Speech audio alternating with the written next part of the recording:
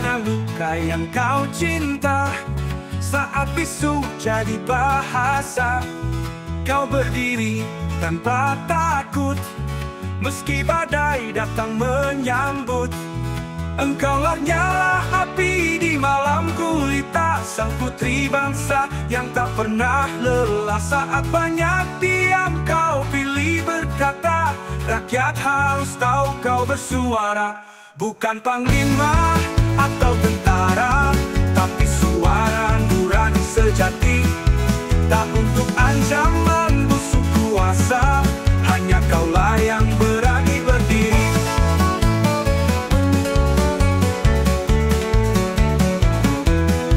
Sejarah akan menulis namamu sebagai cahaya dalam kelam bangsaku. Engkaulah nyala api di malam gulita, suara-Mu warni tak pernah lelah. Saat kebenaran jadi barang langka, kau lawan gelap dengan cahaya. Ini suara Ibu Pertiwi yang bangkit berdiri takkan dibeli. Dia yang berdiri, suara hati Indonesia belum mati.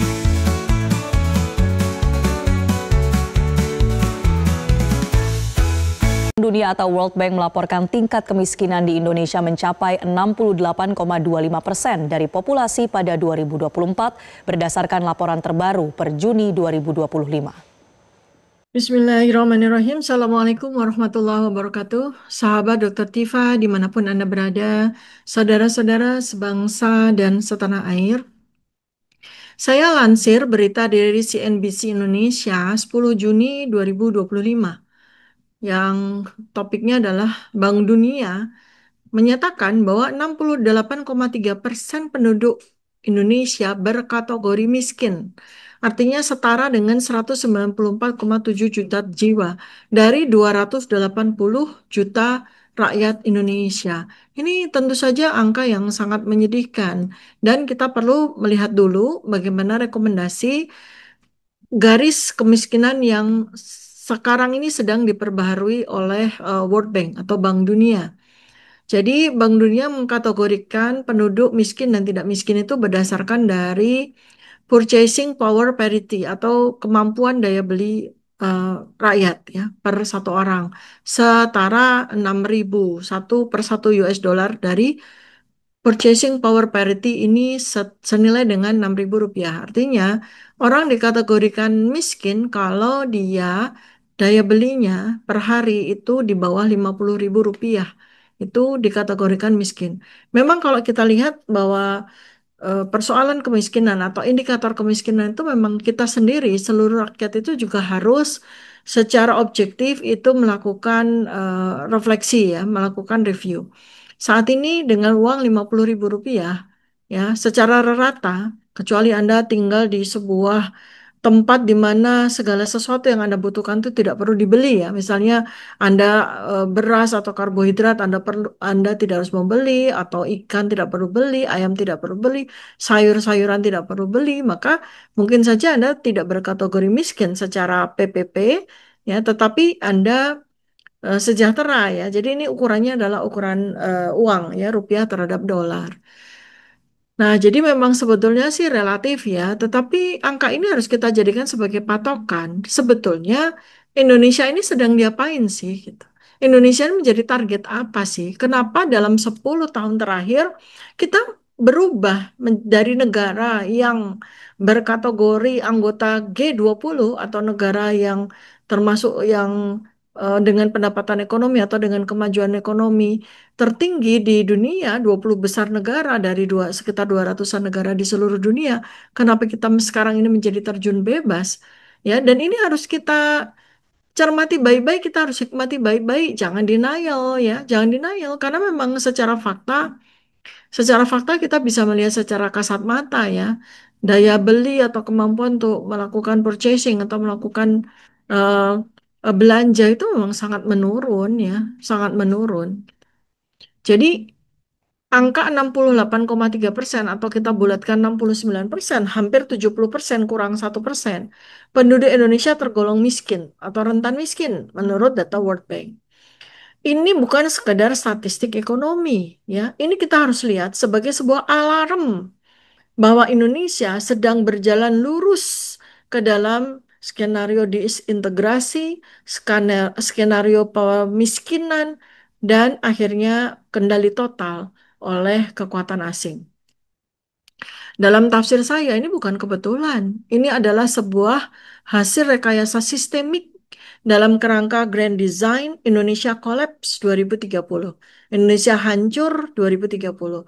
Yang sebetulnya sudah sering sekali didengungkan. Sudah sering sekali disampaikan pada berbagai macam forum. Termasuk novel intelijen Ghost Fleet yang dipercaya sekali oleh Presiden Prabowo Subianto tahun 2018 ya. Dan Indonesia Collapse 2030 ini dijalankan melalui berbagai macam instrumen. Ya. Pertama, kalau kita hari ini ya kita akan bahas tentang bagaimana kemiskinan sistemik itu diciptakan sebagai sebuah hasil rekayasa. Jadi kemiskinan sistemik ini adalah senjata biologis non-militer. Kemiskinan itu bukanlah nasib. Kemiskinan itu hasil produksi dari sebuah grand design, dirancang dan dipelihara. Sekarang, fakta kenapa angka kemiskinan saat ini di tahun 2025 ini sebesar 69% atau hampir 70%, ini penting sekali secara geopolitik dan secara spiritual. Karena angka ini menunjukkan bahwa mayoritas rakyat Indonesia berada dalam posisi yang tidak berdaya secara ekonomi. Bayangkan, hampir 70% rakyat Indonesia dalam posisi tidak berdaya secara ekonomi. Dan ini akan menjadikan rakyat mudah sekali dikendalikan, terutama lewat bantuan sosial, utang, pinjol, judol, dan subsidi bersyarat. Maka dalam kondisi ini, negara menjadi alat distribusi belas kasih global, bukan lagi pelindung kedaulatan rakyat. Dan tebak dari mana nanti sumber uang bantuan sosial, sumber uang sembako, sumber uang utang, sumber uang subsidi bersyarat itu dari mana? Maka dari situlah kita tahu siapa yang akan menjadi pengendali Indonesia. Kemudian bukan cuma sekadar IMF dan World Bank ya yang memberikan jebakan utang sebagaimana yang terjadi di tahun 1998 ketika terjadi sebuah resesi ekonomi yang sangat besar dan menghancur leburkan ekonomi Indonesia. Jadi sekarang ini yang bermain untuk memberikan jebakan ya poverty trap terstruktur itu bukan hanya IMF, World Bank, tapi negara besar seperti RRC, ya Amerika Serikat dan sebagainya. Kita Eropa juga ya. Jadi kita lihat ya syarat-syarat pinjaman oleh berbagai macam lembaga-lembaga tersebut, termasuk negara-negara tersebut, itu pada akhirnya adalah menciptakan ketergantungan. Ketergantungan teknologi, ketergantungan infrastruktur, termasuk ketergantungan pangan, dan nanti kita bisa lihat dalam 5 tahun ke depan. Karena ada kebijakan impor. Kemudian ada sebuah kewajiban privatisasi layanan publik, termasuk air, listrik, pendidikan, kesehatan, dan lain sebagainya. Dan itu adalah komoditas yang harus dibeli oleh masyarakat. Yang seharusnya pemerintah hadir di situ. Tetapi karena pemerintah sudah mengalami trap, jebakan utang, maka akhirnya rakyat pun yang harus kemudian menjadi korban di mana air pun harus kita beli, listrik harus kita beli, pendidikan harus kita bayar, kesehatan harus kita bayar, dan mengikis peran BUMN dan koperasi rakyat. Jadi sebenarnya yang terjadi adalah kolonialisme baru. Kolonialisme berbasis utang dan rating kredit. Dan sedihnya Indonesia ini sudah masuk dalam jebakan kolonialisme baru ini. Kalau kita lihat dari bagaimana betul-betul sangat drastis ya penurunan ekonomi rakyat sehingga melahirkan 69% kemiskinan baru dari total 280 juta rakyat Indonesia. Sekarang kalau kita lihat dari Grand Design Indonesia Collapse tahun 2030, maka adakah korelasi kemiskinan dan peta fragmentasi Indonesia? Karena apa? Kemiskinan massal itu bahan bakar disintegrasi. Jadi fase-fase yang mesti Anda semua tahu ya. Pertama ya, terjadi kemiskinan massal. 70% atau 68,3%. Ini membuat rakyat Indonesia kehilangan bargaining power secara ekonomi. Menjadi less power karena tidak mampu, tidak memiliki daya. Kemudian privatisasi lahan dan laut ini sudah terjadi. Sertifikasi-sertifikasi laut yang bahkan belum menjadi daratan seperti yang terjadi di PIK, seperti yang terjadi di area food estate, seperti yang terjadi pada tambang, seperti yang terjadi sekarang pada Raja Ampat. Ini hanya sebuah fenomena gunung es, ya. Jadi pada dasarnya rakyat terusir dari ruang hidup yang sudah ratusan tahun bahkan ribuan tahun dia diami. Kemudian berikutnya adalah konflik horizontal dan disinformasi. Kita mesti hati-hati sekali dengan kasus pengambil alihan 4 pulau milik Aceh ke Sumatera Utara. Ini adalah sebuah pemantik dari terjadinya konflik horizontal. Dan rakyat akan sibuk berkelahi antar suku, antar daerah, antar agama, dan antar identitas. Maka kita semua harus berhati-hati di sini. Berikutnya lagi adalah intervensi asing atas nama kemanusiaan melalui LSM, NGO, kemudian bantuan internasional masuk, intervensi internasional masuk, ya. Sesungguhnya itu adalah sebuah jalan masuk operasi kontrol wilayah. Jangan lupa, sudah puluhan juta dan akan terus bertambah tentara dari sebuah negara masuk ke Indonesia.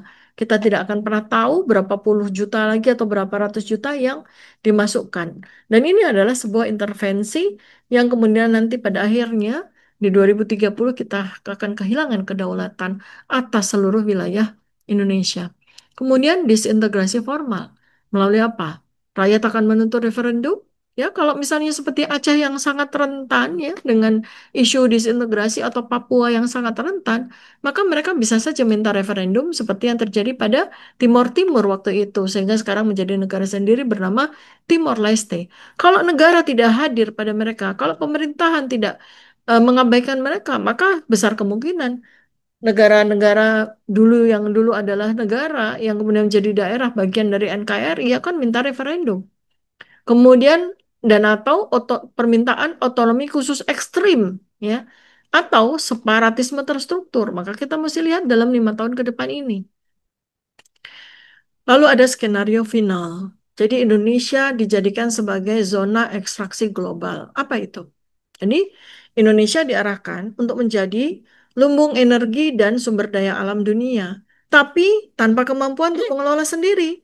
Artinya ekstraksi diekstrak oleh korporasi asing, ya, oleh Freeport, smelter Cina, ya, oleh ke, ke apa kepentingannya GP, kepentingan China, kepentingan Amerika, kepentingan Eropa dan semuanya.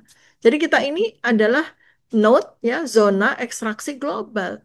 Jadi sumber daya alam kita dihisap, tapi rakyat Indonesia menjadi semakin miskin, ya, tanpa memiliki kesempatan untuk menikmati ekstraksi sumber daya alam, ya, termasuk sumber daya alam itu sendiri, bahan-bahan tambang maupun energi dan mungkin juga pangan nantinya. Kemudian Indonesia ditargetkan untuk menjadi cadangan pangan air dan dunia. Cadangan pangan dan air dunia. Jadi cadangan pangan untuk dunia bukan untuk rakyatnya, cadangan air dunia bukan untuk rakyatnya.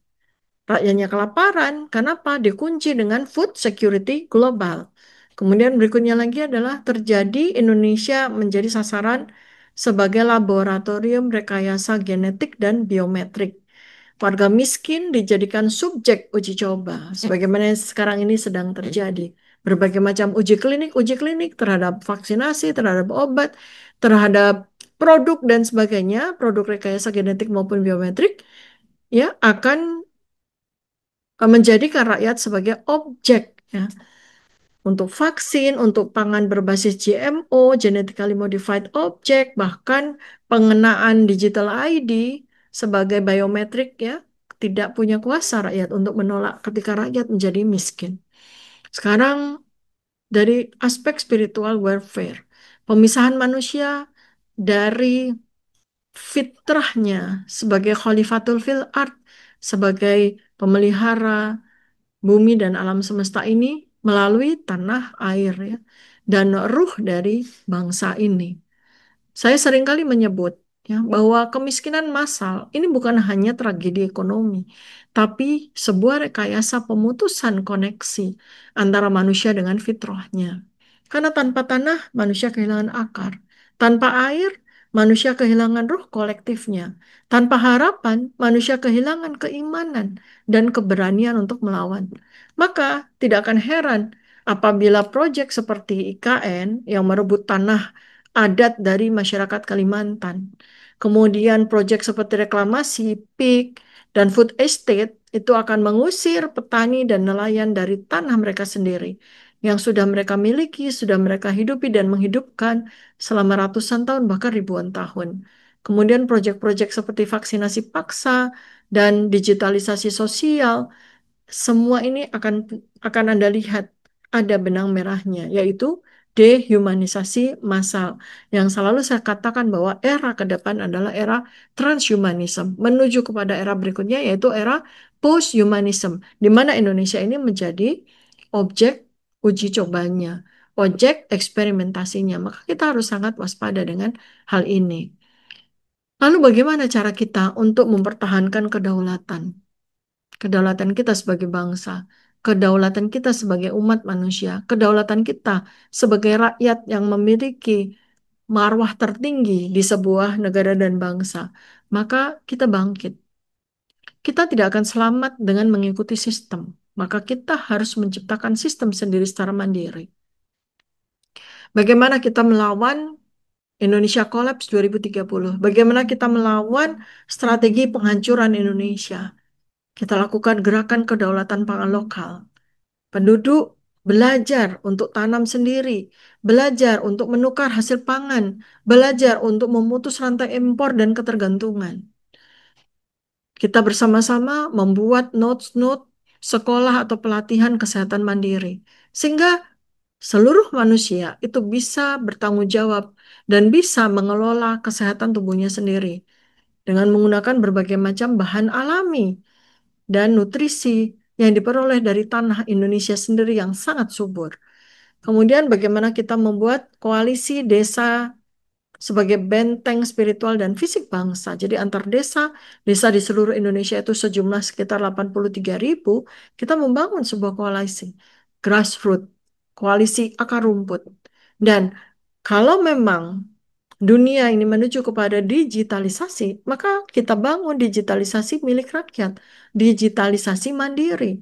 Data digital harus disimpan dan dikuasai rakyat, bukan disimpan oleh asing, ya. Dan kita sadarkan umat manusia bahwa sebetulnya yang terjadi sekarang adalah kolonialisme baru, atau sebetulnya kita ini saat ini sedang dijajah ulang. Jadi Indonesia ini diambang dua jalan. Peradaban sudah terbelah dan ada sebuah angka yang menjadi target yaitu 2030. Tahun 2030. Jadi 2030 ini bukan hanya angka, tapi ini adalah sebuah simpul sejarah. Indonesia akan menjadi pusat cahaya atau menjadi reruntuhan sisa peradaban. Tergantung apakah kita semua, Anda semua, rakyat, bangkit hari ini atau tidak. Ayo kita bangkit. Assalamualaikum warahmatullahi wabarakatuh. Salam kebenaran.